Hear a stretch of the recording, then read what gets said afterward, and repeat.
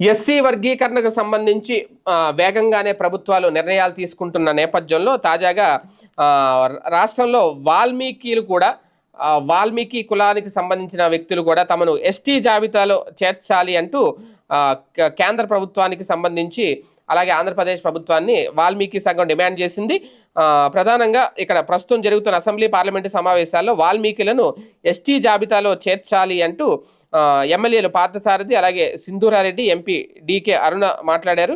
రాష్ట్రంలో 50 లక్షల మంది వాల్మీకులు ఉన్నారు. వాల్మీకులను ఎస్టీ జాబితాలో చేర్చే బిల్లును ఆమోదించేందుకు చర్యలు తీసుకోవాలి అంటూ రాష్ట్రపతి అలాగే ప్రధాని, కేంద్ర గిరిజన వ్యవహారాల మంత్రి కార్యాలయాల్లో వినతిపత్రాలు కూడా ఇచ్చారు.